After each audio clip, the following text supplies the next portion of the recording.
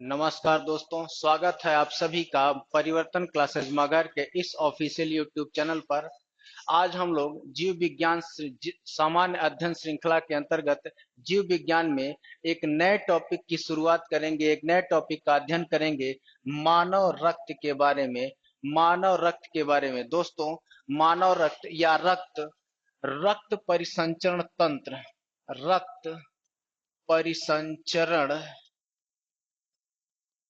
तंत्र का ही एक भाग है। रक्त परिसंचरण तंत्र या ब्लड सर्कुलेटरी सिस्टम के तीन भाग होते हैं। ब्लड सर्कुलेटरी सिस्टम के तीन भाग होते हैं। एक होता है रुधिर, दूसरा होता है हृदय तथा तीसरा होता है लसिका तंत्र। इन तीनों को मिलाकर रक्त परिसंचरण तंत्र बनता है। रक्त परिसंचरण तंत्र क्या है और ये कैसे काम करता है, ये हम अगले टॉपिक में पढ़ेंगे। आज हम केवल बात करेंगे रुधिर के बारे में कि रुधिर क्या है, इसकी संरचना क्या है, इसका कार्य क्या है। तो चलिए दोस्तों शुरू करते हैं। रुधिर। तो दोस्तों सबसे पहला सवाल यही पूछा जाता है कि रुधिर का अध्ययन क्या कहलाता है या किस विज्ञान के अंतर्गत हम रुधिर का अध्ययन करते हैं, ब्लड का अध्ययन करते हैं। तो दोस्तों रुधिर का अध्ययन करने वाले विज्ञान को रुधिर का अध्ययन करने वाले विज्ञान को हीमेटोलॉजी कहा जाता है। रुधिर का अध्ययन हीमेटोलॉजी कहलाता है। दोस्तों रुधिर एक प्रकार का तरल संयोजी ऊतक है, कनेक्टिव टिश्यू है, लिक्विड कनेक्टिव टिश्यू है। इसको तरल संयोजी ऊतक इसलिए कहा जाता है क्योंकि ब्लड लिक्विड फॉर्म में शरीर में परिसंचरित होता है, सर्कुलेट होता रहता है, द्रव अवस्था में होता है। तथा संयोजी ऊतक इसे इसलिए कहा जाता है क्योंकि यह बॉडी के सभी इंटरनल ऑर्गन्स को एक दूसरे से जोड़े रखता है तथा सभी अंग एक दूसरे से मिलकर एक दूसरे के साथ काम करते हैं। इसलिए रुधिर को तरल संयोजी ऊतक कहा जाता है। दोस्तों रुधिर एक प्रकार का कोलाइडी विलयन है। कोलाइडी विलयन है। कोलाइडी विलयन किसे कहते हैं? तो कोलाइडी विलयन उस विलयन को कोलाइडी विलयन कहते हैं जिसमें कणों का आकार 1 नैनोमीटर से 100 नैनोमीटर के बीच होता है। 1 नैनोमीटर से 100 नैनोमीटर के बीच कणों के आकार वाले विलयन को कोलाइडी विलयन कहा जाता है। इसी प्रकार रुधिर भी एक प्रकार का कोलाइडी विलयन है। रुधिर एक क्षारीय द्रव है जिसका पीएच मान 7.9 होता है। दोस्तों सवाल पूछा जाता है कि रुधिर की प्रकृति कैसी होती है, रुधिर अम्लीय होता है या क्षारीय होता है। तो दोस्तों रुधिर की प्रकृति क्षारीय होती है। रुधिर एक क्षारीय द्रव है जिसका पीएच मान 7.9 होता है। अगर बात की जाए कि रुधिर का निर्माण कैसे होता है, तो रुधिर का निर्माण की एक प्रक्रिया होती है। दोस्तों रुधिर का निर्माण होता है जैसे जब बच्चा गर्भ में बच्चा भ्रूणावस्था में होता है, यानी भ्रूण होता है, एम्ब्रियो होता है। तो भ्रूण का जब धीरे धीरे विकास शुरू होता है तो भ्रूण के चारों तरफ 3 परतों का निर्माण होता है। दोस्तों 3 परत बनते हैं एम्ब्रियो के चारों तरफ। भ्रूण के चारों तरफ 3 परतों का निर्माण होता है जिसमें से सबसे बाहरी परत को दोस्तों कहा जाता है एक्टोडर्म। एक परत को एक्टोडर्म कहा जाता है, दूसरे परत को एंडोडर्म कहा जाता है और तीसरे परत को कहा जाता है मीसोडर्म। मीसोडर्म। शरीर के सभी अंगों का निर्माण दोस्तों इन्हीं 3 परतों से होता है। इन्हीं 3 परतों के द्वारा विभिन्न अंगों का निर्माण होता है। उनमें से मीसोडर्म से रुधिर का निर्माण होता है। रुधिर का निर्माण होता है। तो दोस्तों रुधिर का निर्माण भ्रूणा अवस्था में मीसोडर्म परत से होता है। रुधिर का निर्माण दोस्तों भ्रूणा अवस्था में मीसोडर्म परत से होता है। सवाल पूछा जाता है कि एक स्वस्थ व्यक्ति के शरीर में रक्त की कितनी मात्रा होती है। एक स्वस्थ व्यक्ति के शरीर में दोस्तों रक्त की कुल मात्रा होती है 5 से 6 लीटर। एक स्वस्थ व्यक्ति के शरीर में रक्त की कुल मात्रा 5 से 6 लीटर होती है। और अगर प्रतिशत की बात की जाए कि बॉडी के कुल भाग का कितने प्रतिशत रक्त होता है, तो ये दोस्तों लगभग 7% भाग रक्त होता है। 7% भाग रक्त होता है। रक्त का भार रक्त का भार दोस्तों शरीर के कुल भार का 7.5 से 8% होता है। 7.5 से 8% भाग केवल रक्त होता है। पुरुषों की तुलना में महिलाओं में आधा लीटर रक्त कम पाया जाता है। पुरुषों की तुलना में महिलाओं में आधा लीटर रक्त कम पाया जाता है। दोस्तों 5 से 6 लीटर रक्त ये हमेशा रहता है। रक्त की कमी शरीर में कभी नहीं होती है। अगर किसी व्यक्ति के शरीर में रक्त की कमी हो जाएगी, ज्यादा कमी हो जाएगी, तो उस व्यक्ति की मृत्यु हो जाएगी। रक्त की कमी नहीं होती, हमेशा आरबीसी की कमी होती है। जब आरबीसी की कमी होती है रक्त में, तो उसी को सामान्यतः रक्त की कमी कह दिया जाता है।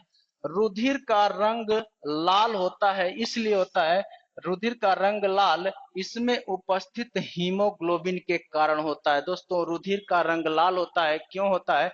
क्योंकि इसमें एक प्रकार का वर्णक पाया जाता है, हीमोग्लोबिन पाया जाता है, जिसके कारण रुधिर का रंग लाल होता है। रुधिर हीमोग्लोबिन एक प्रकार का जटिल प्रोटीन है। जटिल प्रोटीन है। रुधिर में पाया जाने वाला हीमोग्लोबिन एक जटिल प्रोटीन है। दोस्तों जटिल प्रोटीन किसको कहते हैं? तो जटिल प्रोटीन उन प्रोटीनों को कहते हैं जिसमें प्रोटीनों के साथ साथ, प्रोटीन अणुओं के साथ साथ यदि कोई अन्य तत्व के अणु भी मिले हों, तो उसे जटिल प्रोटीन कहा जाता है।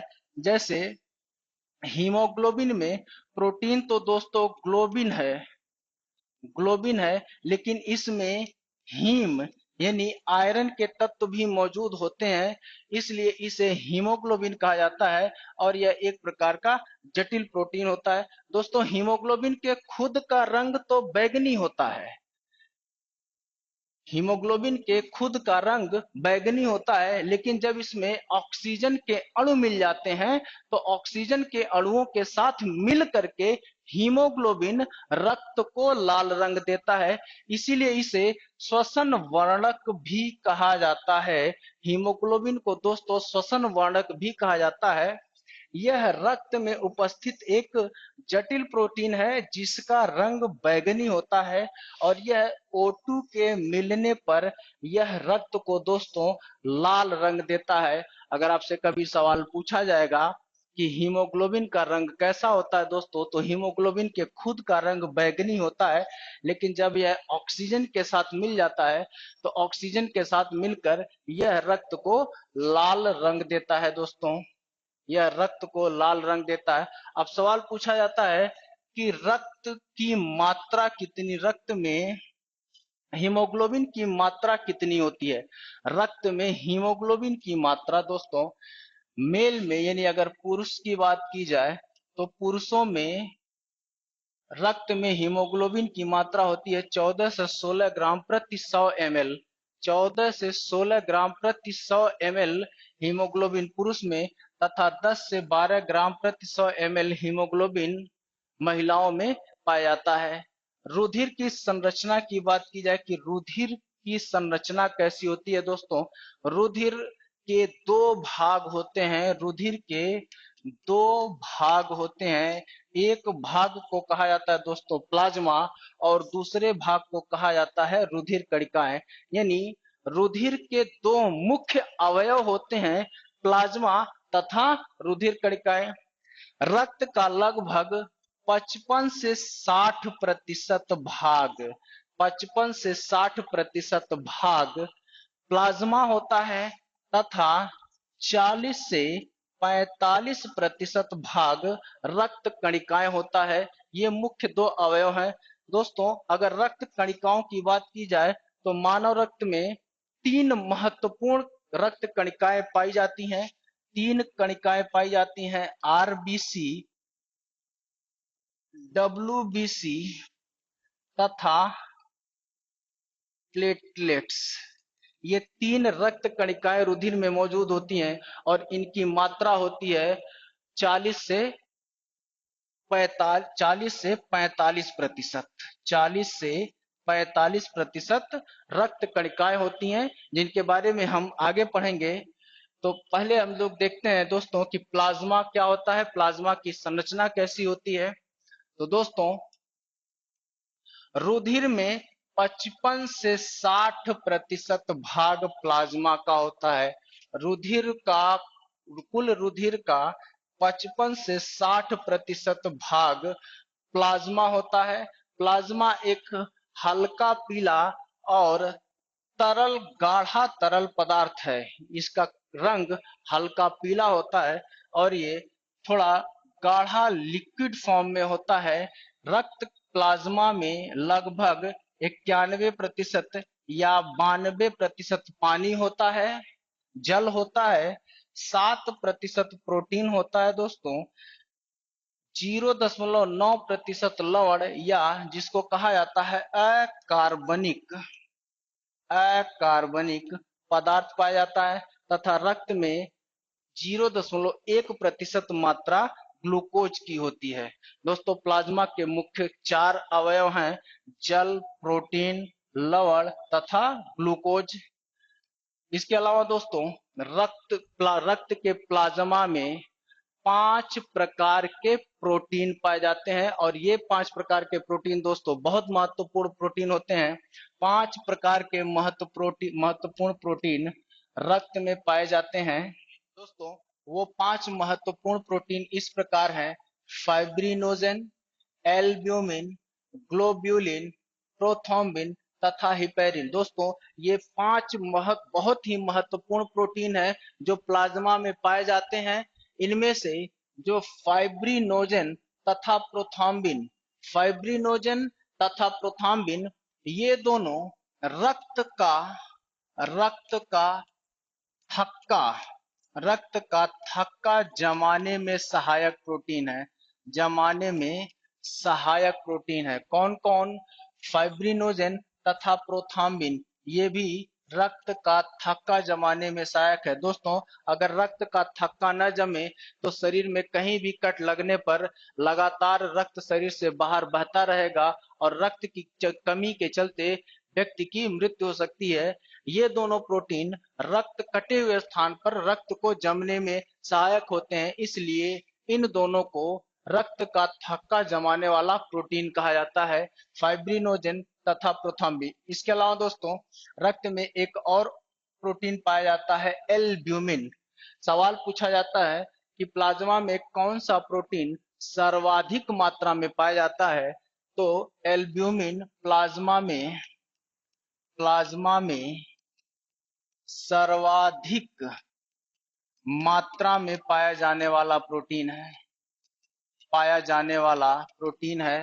दोस्तों, सवाल पूछा जाता है कि एल्ब्यूमिन किस पोषक पदार्थ में, किस भोज्य पदार्थ में सर्वाधिक पाया जाता है, तो दोस्तों यह अंडे की जर्दी में सर्वाधिक मात्रा में पाया जाता है। अंडे की जर्दी में सर्वाधिक मात्रा में पाया जाता है। और दोस्तों, शरीर में इसका कार्य अगर पूछा जाए कि एल्ब्यूमिन शरीर में कार्य क्या करता है, तो एल्ब्यूमिन शरीर में खनिज तत्वों की मात्रा को नियंत्रित करता है। खनिज तत्वों की मात्रा को नियंत्रित करता है।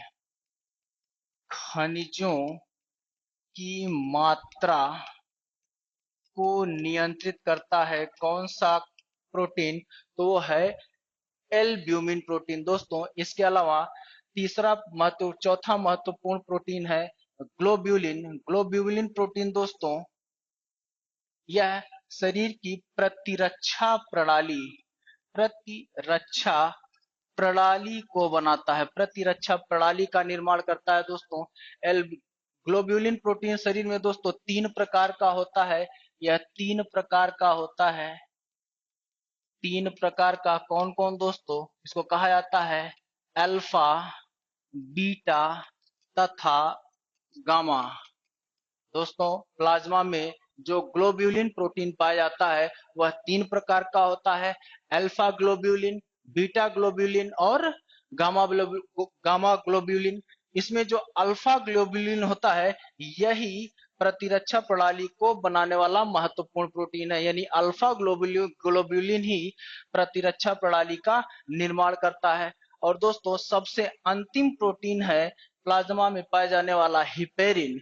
हिपेरिन बहुत महत्वपूर्ण प्रोटीन है जो रक्त में पाया जाता है। क्यों? क्योंकि यह रक्त को शरीर के अंदर जमने से रोकता है।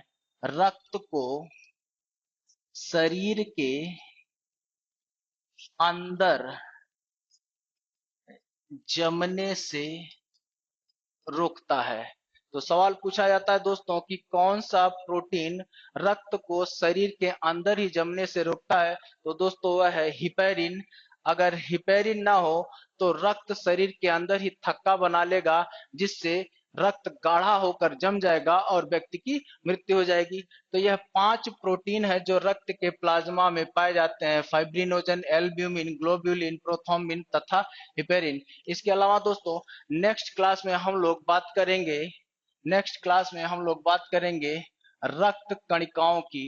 रक्त कणिकाओं की और बात करेंगे दोस्तों, रक्त कणिकाओं में 3 प्रकार की रक्त कणिकाएं हैं। कौन कौन?